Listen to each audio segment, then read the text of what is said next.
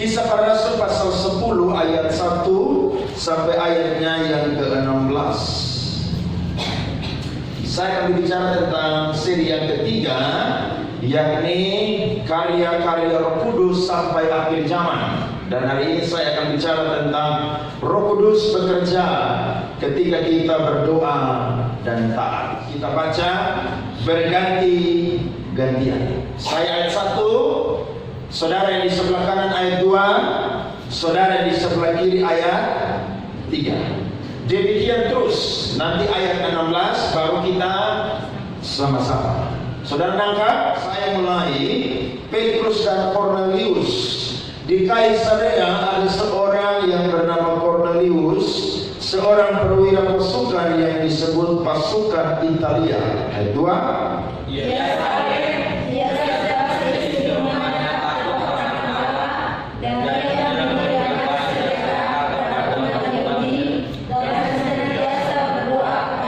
Sebelah kiri.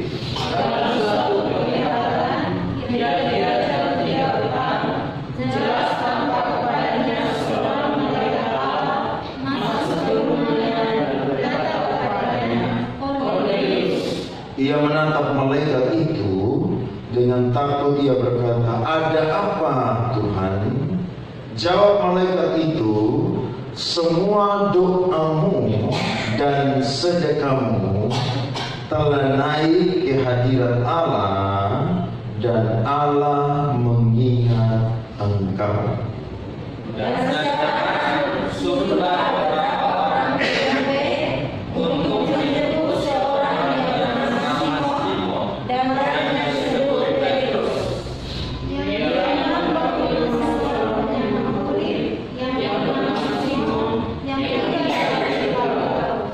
Setelah malaikat yang berbicara kepadanya itu meninggalkan dia, dipanggilnyalah 2 orang hambanya beserta seorang prajurit yang saleh dari orang-orang yang selalu bersama-sama dengan dia.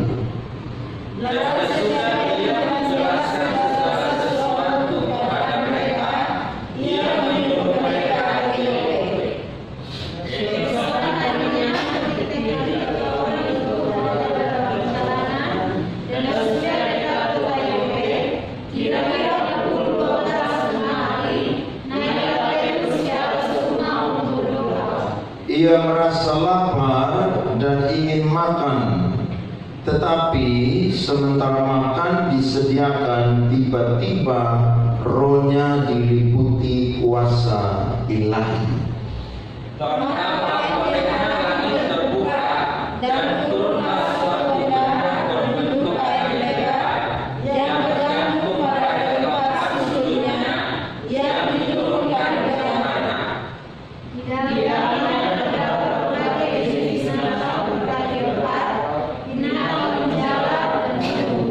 Kedengaranlah olehnya suatu suara yang berkata, "Bangunlah hai Petrus, sembelihlah dan makanlah."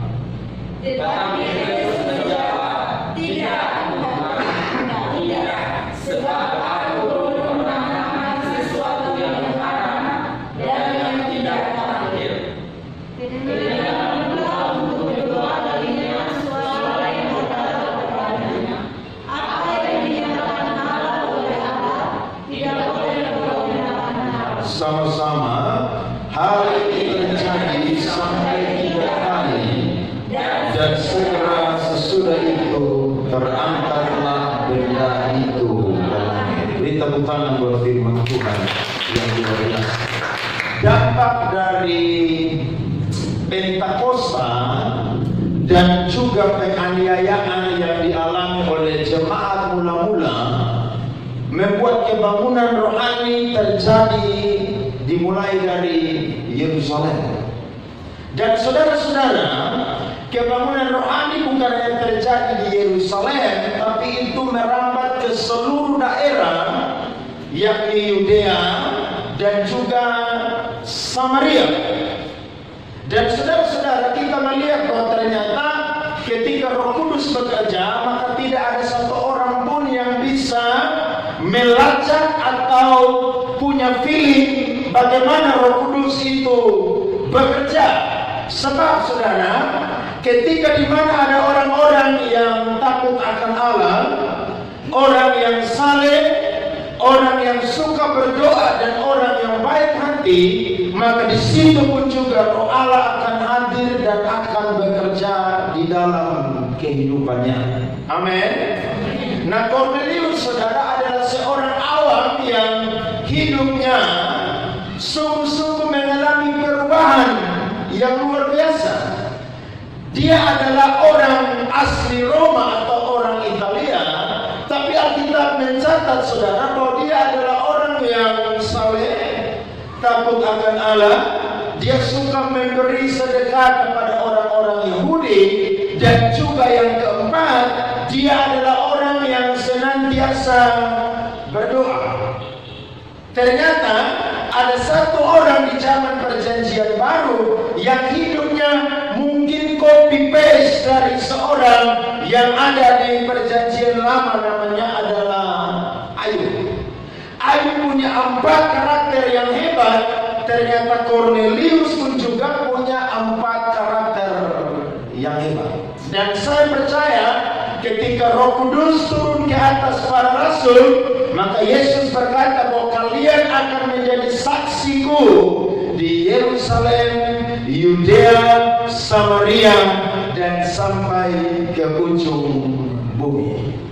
Ketika orang-orang Kristen dianiaya, maka mereka semua saudara mengalami diaspora atau penyebaran.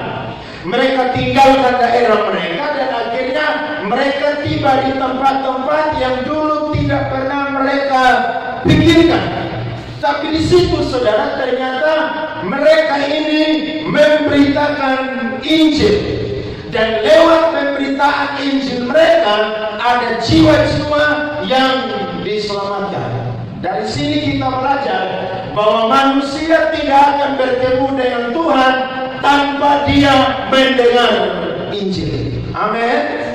Kalau dia tidak dengar Injil, dia tidak akan mengalami perjumpaan dengan Tuhan.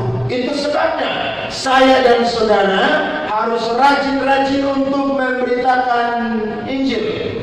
Mungkin saya dan saudara tidak jadi pendeta, tidak jadi penginjil, tidak jadi guru agama, tapi saya dan saudara jadi pelita dimanapun kita berada untuk memberitakan Injil. Sekarang zaman media sosial, saudara, bagi firman Tuhan cukup di medsos saja ada banyak orang yang diberkati dengan firman yang saudara bagikan. Amin. Saudara jangan pakai saudara punya data yang 19 giga, 30 giga, 50 giga setiap bulan tuh cuma nonton saja. Cuma yang namanya saudara nonton TikTok, nonton YouTube, itu betul.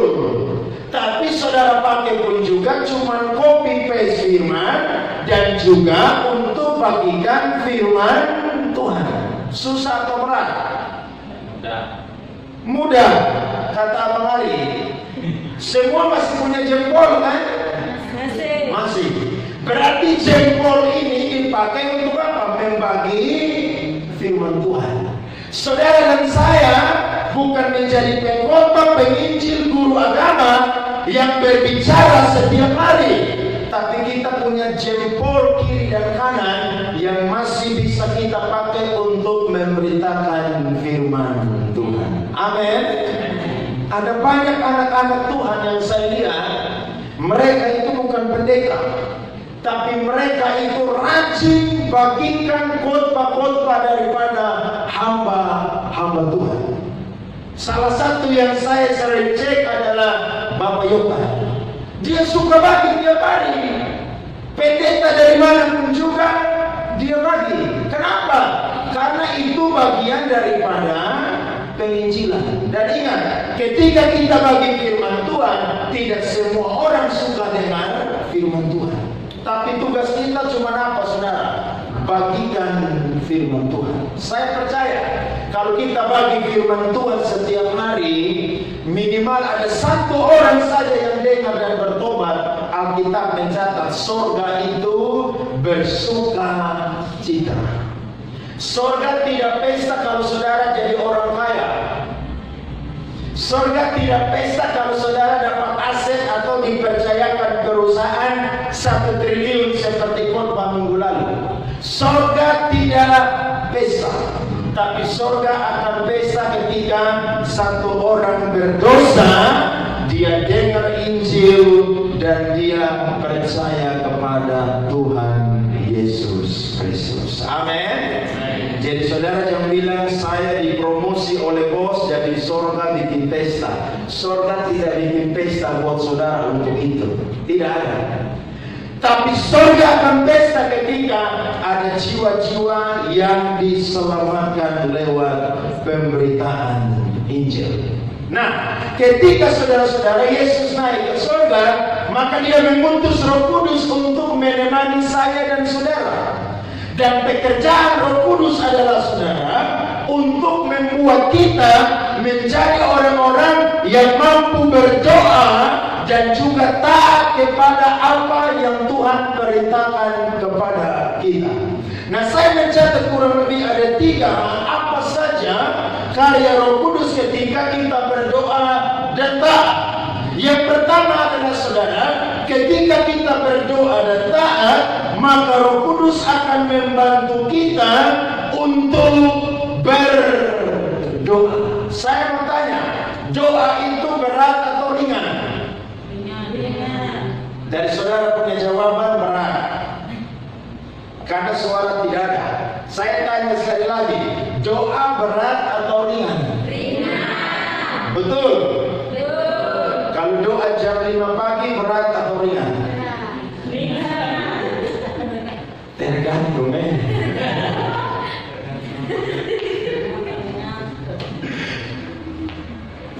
Kalau doa jam 3 pagi berat atau ringan? Tergantung. Kalau doa makan berat atau ringan?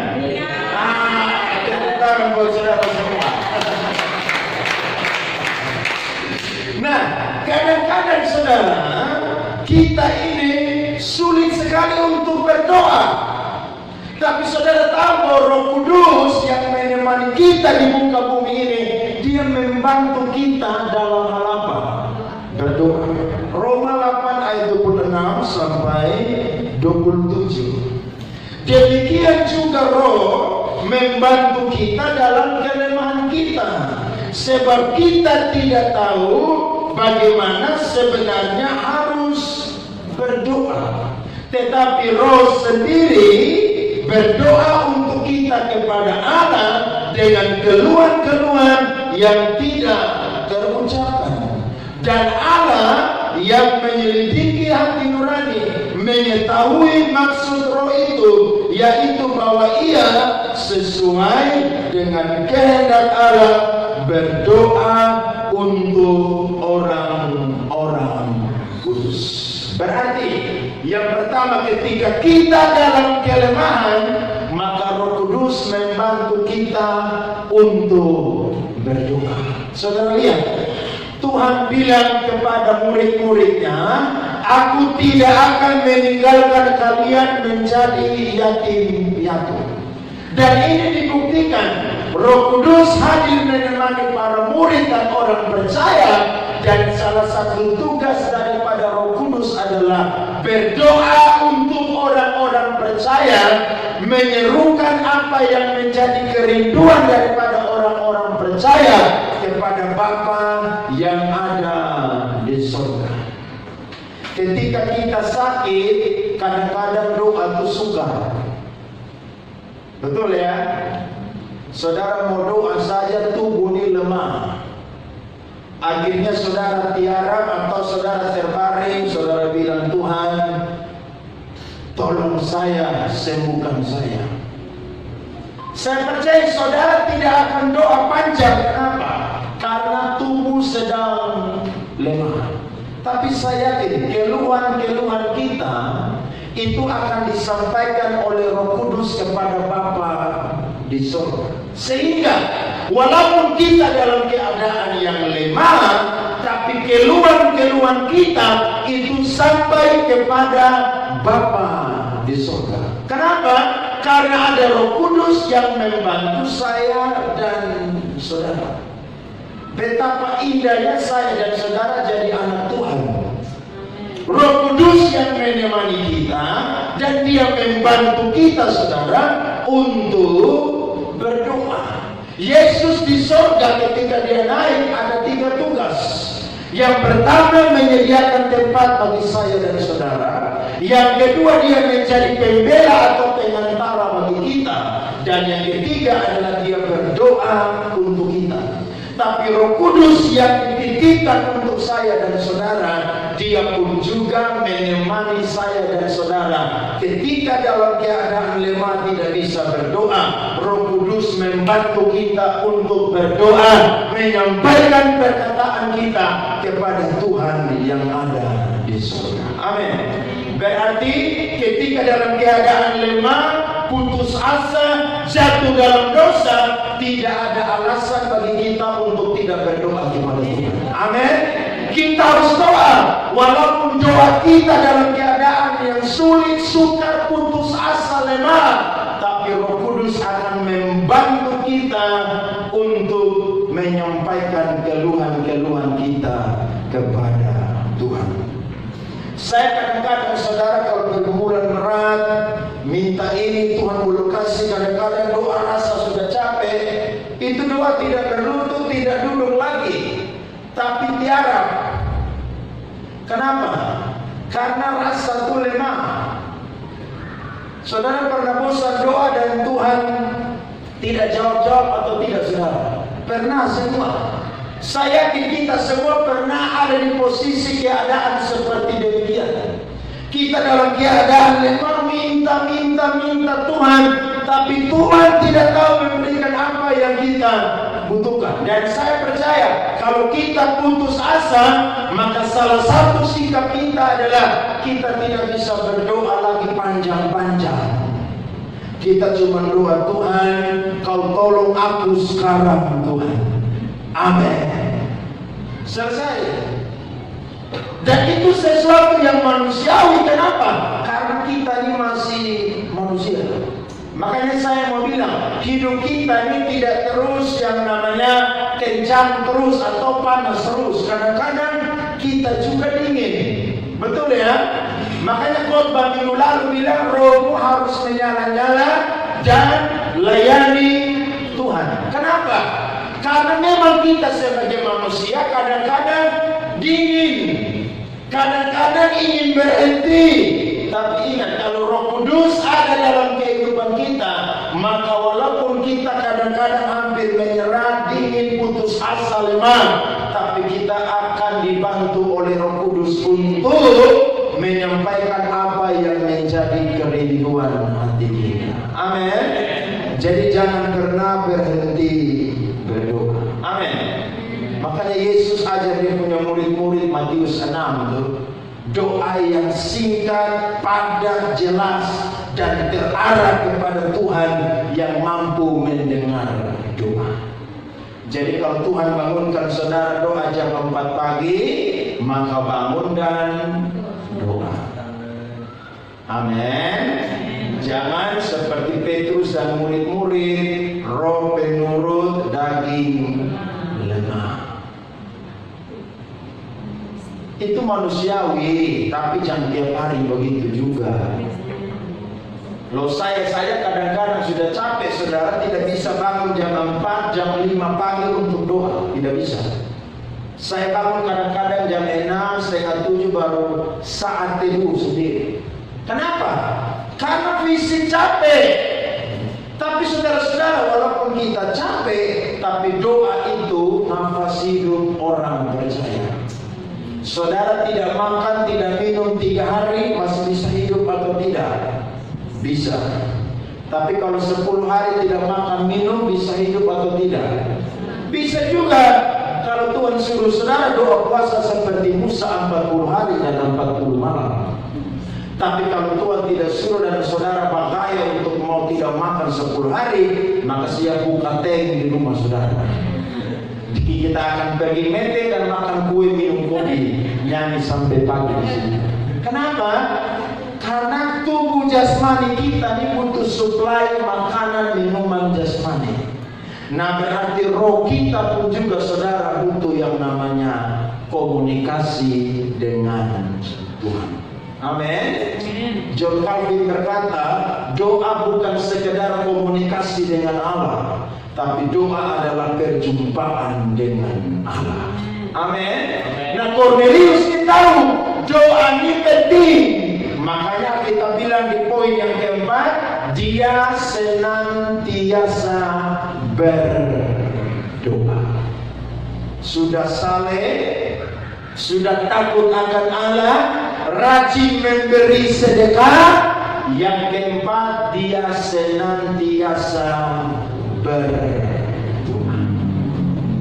Yang kedua, Roh Kudus membantu kita berdoa ketika kita merasa tidak tahu bagaimana berdoa dengan benar. Nah ini saudara yang kadang-kadang terjadi dalam kehidupan setiap orang Kristen yang baru bertobat. Pendeta sudah pesan, nanti sebentar saya habis khotbah, kamu yang doa ucapan syukur untuk khotbah yang sudah disampaikan. Aduh, tidak bisa. Saya tidak tahu berdoa. Kalau untuk siapkan makanan di dapur saya bisa, tapi kalau untuk doa tidak bisa. Bapak pendeta kasih yang lain saja. Minta maaf, kalau untuk tugas ini saya tidak bersedia untuk eksekusi atau melakukan. Loh, cuman suruh doa, mengucap syukur atas pemberitaan firman Tuhan yang telah disampaikan. Maka pendeta bilang, ya sudahlah, kalau begitu kamu doa makan aja. Aduh, minta maaf juga, tidak bisa. Loh, jadi kamu ini bisa doa apa aja? Doa mengucap syukur buat pemberitaan firman tidak mau, doa makan tidak mau. Maunya doa apa? Nah kadang-kadang saudara kita ini merasa bahwa doa kita ini tidak sempurna karena kata-kata kita ini tidak bagus. Saya sering dengar anak-anak yang sini di gereja sebelah atau sinode sebelah. Mereka pulang sini, mereka tanya, "Bebu doa tadi bagus, sonde." Tanya, lo doa yang benar itu tidak perlu kata-kata yang bagus. Amin. Makanya Yesus bilang di Matius 6, doa itu jangan seperti orang munafik. Mereka tuh suka doa di pinggir-pinggir jalan. Zaman Tuhan Yesus ada banyak ahli Taurat orang Farisi buka tikar di pinggir jalan dan doa di pinggir jalan. Itu orang munafik. Makanya Yesus bilang kalau lu mau doa, masuk ke kamar dan doa di sana. Yang lihat cuma siapa? Tuhan. Jadi saudara jangan seperti ahli Taurat orang Farisi buka tikar di pinggir jalan, doa di pinggir jalan. Orang gila itu. Bahkan juga doa itu jangan bertele-tele, alias jangan terlalu panjang-panjang dan tidak jelas. Doa itu harus jelas. Saudara disuruh doa makan, doa itu singkat pada jelas, 1 menit selesai. Jangan saudara doa makan sampai 5 menit. Terakhir saudara amin, semua orang bilang, semua pulang. Kenapa saudara doa sudah terlalu lama? Pendeta khotbah sudah 1 jam, saudara doa 5 menit. Terakhir saudara ada yang pulang, yang kedua ada yang suka ambil ayam, ada yang suka ambil nasi. Kenapa? Doa terlalu lama. Tidak perlu kata-kata yang bagus. Yang penting kita tuh berdoa. Ketika Roh Kudus taruh perkataan di dalam hati, pikiran dan bibir mulut kita, maka sampaikan itu kepada Tuhan. Amin. Saudara pernah dengar ada anak SD kelas 1 salah berdoa. Dia bilang, Tuhan, saya tahu bahwa Tuhan itu baik. Tuhan sanggup mengeringkan air laut berau. Tuhan sanggup memberi makan 5.000 orang dengan 5 ketur roti dan 2 ekor ikan. Saya percaya juga Tuhan bahwa 1 tambah 1 sama dengan 11. dalam nama Yesus, amin. Dia punya papa bilang, adek, kamu doa itu sudah benar. Tuhan keringkan air laut yang berlalu, orang Israel jalan di tanah kering. Tuhan kasih makan 5.000 orang laki-laki dengan 5 ketul roti dan 2 ekor ikan. Tapi 1 tambah 1 sama dengan 2. Tapi Tuhan tidak lihat kata-katanya yang salah, tapi Tuhan lihat dia punya niat hati yang berdoa. Kenapa dia doa 1 tambah 1 sama dengan 11? Karena tadi ujian matematika diisi 1 tambah 1 sama dengan 11. Saudara lihat toh? Jadi tidak perlu kata-kata yang bagus. Amin. Jangan panjang-panjang. Bahkan saudara mau doa, itu saudara atur kata, cuma 1 kalimat aja bisa 5 detik itu saudara ngomong. Itu panjang luar biasa. Saya pernah marah orang di Sikumana karena saya ada jadwal khotbah 2 kali, jam 4 dan jam 6. Bayangkan dia doa 3 beban doa di GMI itu persekutuan doa biasa 3 beban doa, beban negara, beban sosial, dan juga beban pelayanan hamba Tuhan. Doa sampai 25 menit. Puji-pujian 1 jam.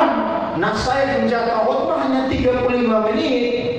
Itu cepat sekali khotbah 35 menit. Itu baru pendahuluan saja tuh. Belum masuk ke dalam daging dan susu, baru di kulit aja. Terakhir saya bilang, kalau doa boleh, tapi singkat, padat, dan jelas. Jangan doa buat Jokowi, Amin Ma'ruf, keluarganya, menteri-menteri, wakilnya, dirjennya, Kapolri lah, anggota polisi seluruh Indonesia, TNI seluruh Indonesia, gubernur, wakil jajaran, doa terlalu panjang-panjang. Kepala dinas, wakil kepala dinas, RT, wakil RT, RW, wakil RW, doa panjang-panjang. Tidak usah. Tuhan sudah tahu karena Roh Kudus yang membantu kita untuk berdoa kepada Tuhan. Amin. Jadi hari ini kalau saya dan saudara berdoa, ada pendeta yang suruh saudara doa, baik Bapak. Tanya, Bapak mau saya doa panjang atau pendek? Panjang saya bisa, pendek juga saya bisa. Jadi saya sudah tahu di sini kalau ada mau makan ibadah, siapa-siapa yang doa pendek saya sudah hafal. Salah satunya Bapak Yotan. Cuma 20 detik langsung amin dan kita makan. Lo bisa selesai jangan panjang-panjang. Jam saudara sebut 241 negara. Kapan amin saudara? Itu saudara doa sendiri di kamar atau doa sahabat di gereja, mainkan sendiri. Tapi kalau sama-sama jangan terlalu panjang-panjang. Amin. Karena Tuhan tahu apa yang kita sampaikan. Bahkan Alkitab bilang sebelum kita bicara saja Tuhan sudah tahu apa yang kita butuhkan. Amin. Amin, saudara. Seorang yang bernama Donald Boss, penulis buku rohani terkenal, dia berkata begini: doa bukan sekedar sebuah permohonan, tetapi permohonan yang tinggi. Dia adalah permintaan, doa adalah permintaan aktif kepada Allah. Makanya kita bilang doa dan sedekahnya Cornelius didengar atau diingat oleh Tuhan. Kenapa? Karena dia berdoa dengan gigih. Ada satu istilah namanya pray until something happen atau push. Maksudnya ketika saya dan saudara berdoa kepada Tuhan, jangan berhenti ketika Tuhan belum jawab. Tapi kalau Tuhan belum jawab, saya dan saudara terus berdoa. Karena saya yakin jawaban Tuhan bisa ya, bisa tidak. atau juga bisa segera, ataupun juga bisa tunggu. Minimal ada jawaban yang Tuhan kasih untuk kita. Amin. Tapi tugas kita hanya berdoa dengan gigi.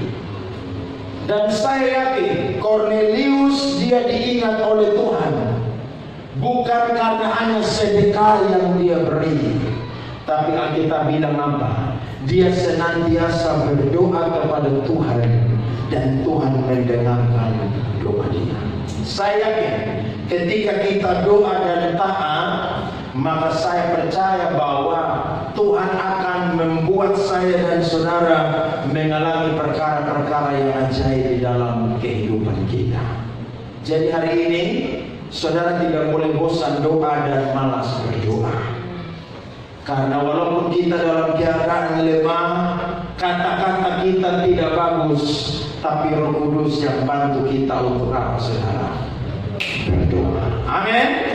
Yang kedua adalah saudara, ketika kita berdoa, maka Roh Kudus akan memberitahukan kehendak Allah bagi kita. Saudara lihat ayat yang ketiga sampai ayatnya yang keenam.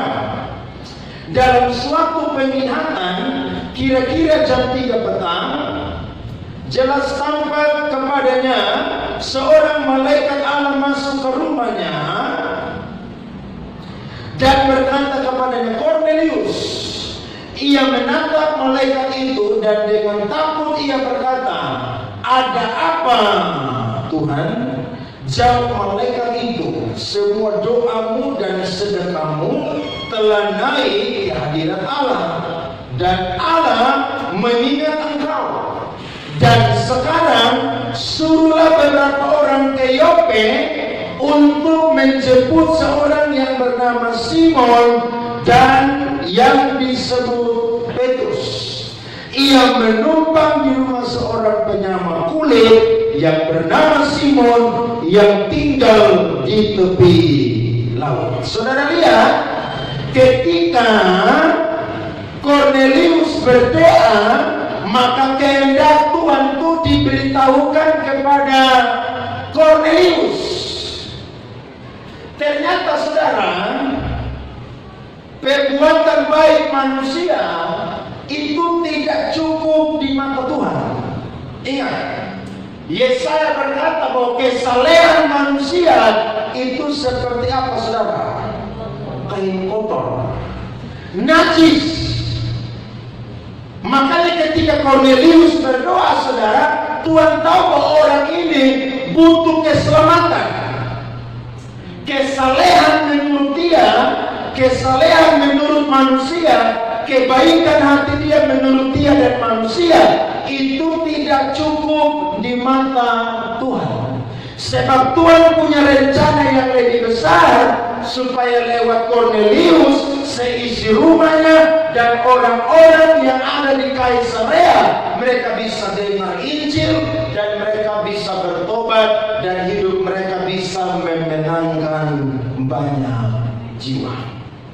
Dia bukan orang Yahudi, tapi dia taat berdoa. Dan Alkitab bilang, saudara, jam 3 sore menurut tradisi orang Yahudi itu waktu mempersembahkan korban kepada Allah. Maka mereka yang percaya kepada Yahweh atau Mesias, mereka harus yang namanya berdoa kepada Tuhan. Dan Kornelius, saudara, dia taat melakukan hal tersebut. Sehingga ketika dia berdoa, maka Tuhan akan menyampaikan apa yang menjadi kehendak Tuhan kepada dia. Saudara mau dengar suara Tuhan, salah satunya adalah lewat berdoa. Amin. Kalau saudara bingung tentang ini kehidupan, saudara doa kepada Tuhan. Hari ini puasa ke-10 dan hari ini saya akan selesai dan saudara yang doa puasa hari ke-10. Saya rasa badan turun. Kayaknya saya harus bikin sugesti kepada tubuh dan jiwa saya supaya makan tiap hari jam 1 atau jam 2 siang. Tapi puasa Kalau saudara tidak puasa, lambung kena saudara. Dan selama 2 puasa 10 hari saudara, Tuhan kasih saya firman-firman yang luar biasa. KPC tanggal 8 besok ulang tahun ke-6. Orang pertama yang paling memikirkan pelayanan ini adalah saya. Kenapa? Karena masa depan pelayanan KPC itu ada di tangan pemimpin atau gembala sidang. Saudara cuma ikut komando saya aja. Saya bilang jalan, jalan. Berhenti, berhenti. Makanya seorang pemimpin saudara, dia harus punya kekuatan hati, jiwa, roh, sama seperti Yosua. Kenapa? Karena kalau tidak punya kekuatan seperti Yosua, tidak mungkin mampu menduduki tanah. Dan saya berdoa, dan puji Tuhan, setiap kali berdoa saudara, Tuhan selalu kasih firman Tuhan yang selalu menguatkan. Dan saya percaya, ketika kita berdoa, ada visi-visi yang baru yang Tuhan akan bukakan bagi kita. Amin. Ketika saudara bingung tentang pelayanan, tentang sesuatu di depan, ketika saudara doa,